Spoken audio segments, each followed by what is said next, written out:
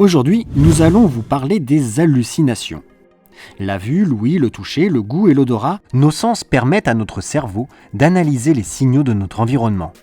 L'hallucination, c'est la perception dans cet environnement d'un élément qui en fait n'existe pas. Ce qu'il faut savoir, c'est que ce phénomène peut arriver sur chacun de nos sens. Par exemple, notre étudiant est à la bibliothèque. Ils sont 3 dans la pièce et ne se connaissent pas.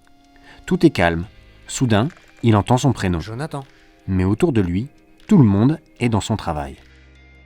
Les hallucinations peuvent arriver sans pathologie associée au moment du coucher ou au moment du lever, en altitude, quand on manque d'oxygène, ou des situations où l'on est privé de l'un de nos sens. Là, je vois plus rien.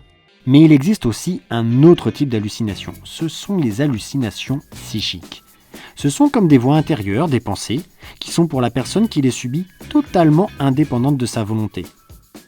Toutes les hallucinations peuvent-elles survenir après la prise de toxiques, suite à un deuil, dans des pathologies neurologiques comme l'épilepsie, dans des pathologies psychiatriques telles que les troubles de l'humeur, les troubles de stress post-traumatique, ou apparaître également lors de troubles psychotiques. Vous l'aurez compris, être victime d'hallucinations ne veut pas forcément dire avoir une maladie grave. Ce qu'il faut faire, c'est en parler à nos proches et accepter que notre entourage nous sensibilise sur nos hallucinations et surtout consulter un médecin pour en déterminer l'origine. Voilà, c'est si simple que c'en est hallucinant, non ?